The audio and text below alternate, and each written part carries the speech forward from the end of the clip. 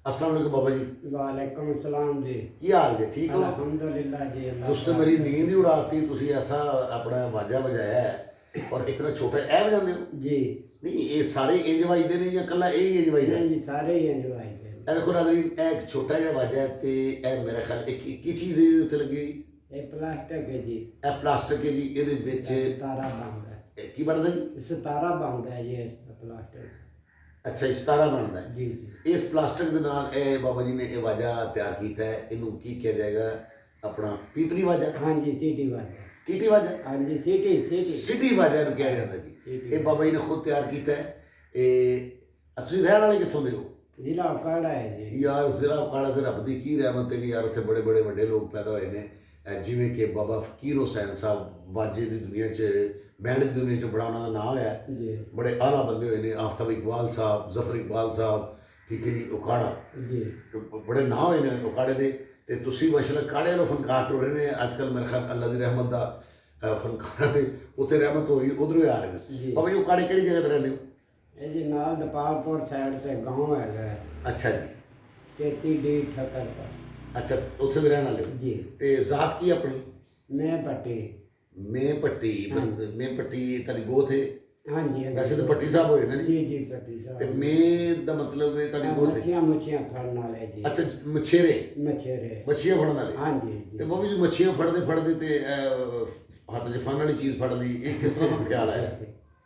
बस पहले खाली सीटी बजाते से जी। ਅੱਛਾ ਜੀ।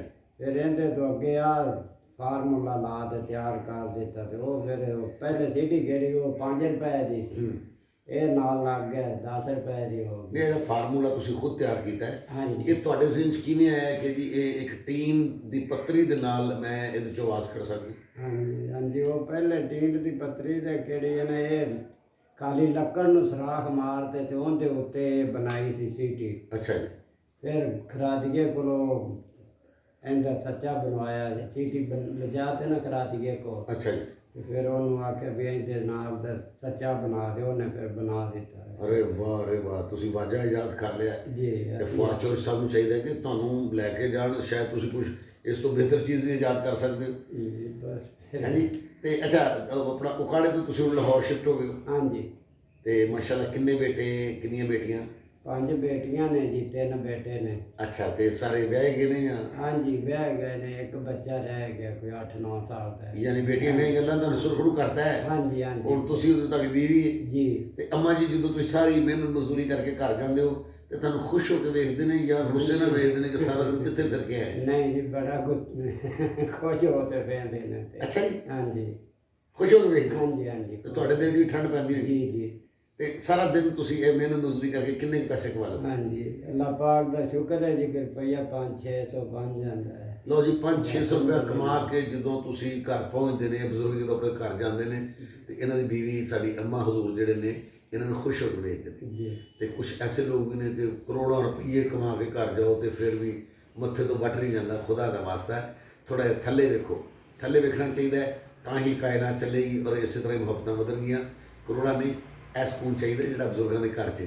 ਵੈਸੇ ਵੀ ਕਿ ਬਾਬਾ ਜੀ ਤੁਸੀਂ ਤੁਹਾਡੇ ਉਸਤਾਦ ਵੀ ਕੋਈ ਹੈ ਨੇ ਕਿ ਨਹੀਂ? ਇਹ ਵੱਡਾ ਭਾਈਆ ਪਹਿਲੇ ਇਹ ਕੰਮ ਕਰਦਾ ਸੀ ਜੀ। ਉਹ ਉਸਤਾਦ ਤਾਂ ਰਹੀਆਂ ਕੀ ਨਾਮ ਉਹਨਾਂ ਦਾ? ਮੁਹੰਮਦ ਹਸਨ। ਮੁਹੰਮਦ ਹਸਨ। ਤੁਹਾਡਾ ਕੀ ਨਾਮ ਹੈ? ਜਾਫਰ।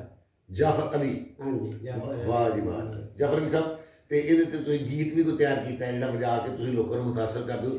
ਕਿਉਂਕਿ ਤੁਸੀਂ ਇਹ ਵਜਾਇਆ ਕੁਛ ਤੇ ਮੇਰੇ ਕੰਨ 'ਚ ਆਵਾਜ਼ ਪਈ ਤੇ ਮੈਂ ਫੌਰੀ ਕਿਹਾ ਮੈਂ ਤੁਹਾਨੂੰ ਮਿਲਣਾ ਚਾਹੁੰਦਾ ਵਾਂ। ਠੀਕ ਹੈ ਨਾ? ਔਰ ਤੁਹਾਡੀ ਮਿਹਰਬਾਨੀ, ਤੁਸੀਂ ਤਸ਼ਰੀਫ ਲਾਏ। ਠੀਕ ਹੈ ਜੀ। ਤੇ ਆਪਣਾ ਕੁਛ ਸੁਣਾਓਗੇ ਸਾਨੂੰ ਇੱਥੇ? ਸੁਣਾ ਦੇਣੇ ਆ ਜੀ। ਅੱਜ ਕੋਈ ਗੀਤ ਸੁਣਾਓ, ਪਹਿਲੇ ਗਾਣਾ ਸੁਣਾਓ। ਠੀਕ ਹੋ ਗਿਆ ਜੀ। ਬਿਸਮਿल्लाह ਕਰੋ।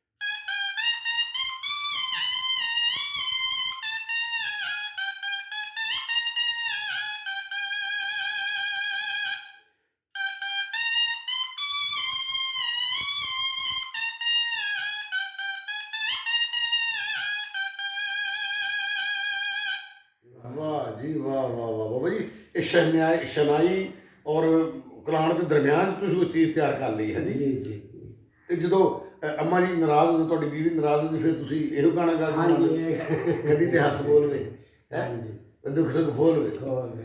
ਅਰੇ ਵਾਹ ਵਾਹ ਵਾਹ ਵਾਹ ਵਾਹ ਵਾਹ ਵਾਹ। ਤੇ ਘਰ 'ਚ ਹੋਰ ਵੀ ਕਿਸੇ ਨੂੰ ਵਜਾਣਾ ਆਉਂਦਾ ਕਿ ਨਹੀਂ? ਨਹੀਂ, ਬੱਚੇ ਵਜਾ ਲੈਂਦੇ ਨੇ। ਬੇਟੇ? ਹਾਂਜੀ ਅੱਛਾ ਜੀ, ਉਹ ਕਿਸੇ ਬੇਟੇ ਦਾ ਨਾਮ ਲੈਣਾ ਚਾਹੋਗੇ ਵੀ ਮੇਰਾ ਫਲਾਣਾ ਬੇਟਾ ਬਹੁਤ ਅੱਛਾ ਵਜਾਉਂਦਾ ਹੈ?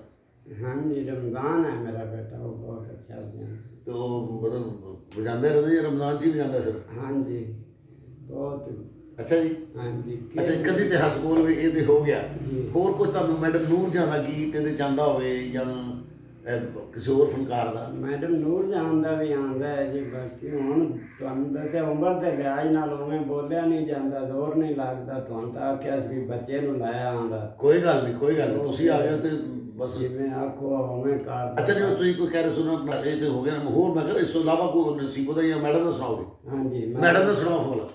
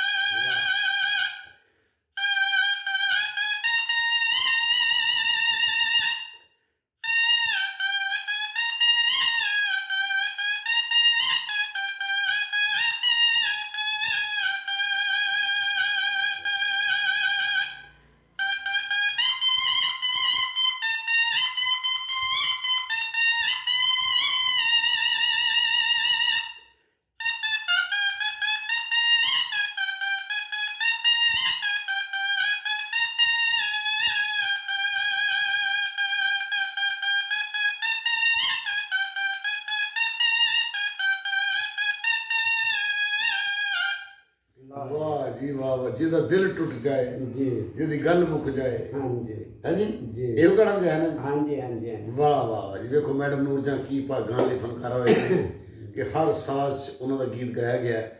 ਤੇ ਆਪਣਾ ਬਾਬਾ ਜੀ, ਤੁਸੀਂ ਅਗਰ ਤੁਹਾਨੂੰ ਕੋਈ ਸਹੂਲਤਾਂ ਜ਼ਿਆਦਾ ਦੇ ਦਿੱਤੀਆਂ ਜਾਣ, ਜੀ ਜੀ ਕਈਆਂ ਨਹੀਂ ਕਿ ਤੁਸੀਂ ਹੁਣ ਪਲਾਸਟਿਕ ਦੇ ਨਾਲ ਬਣਾ ਰਹੇ ਹੋ, ਉਹਦੇ ਨਾਲ ਟੀਨ ਨਾਲ ਬਣਾ ਰਹੇ ਹੋ, ਜੀ ਜੀ ਅਗਰ ਤੁਹਾਨੂੰ ਕੋਈ ਜ਼ਿਆਦਾ ਸਹੂਲਤਾਂ ਮਿਲ ਜਾਣ, ਤੁਸੀਂ ਇਸ ਤੋਂ ਅੱਛਾ ਵਾਜਾ ਵੀ ਬਣਾ ਸਕਦੇ ਹੋ। ਬਣਾ ਸਕਦੇ ਹਾਂ। ਉਹਦੇ 'ਚ ਤੁਹਾਨੂੰ ਕੀ ਚਾਹੀਦਾ ਹੈ?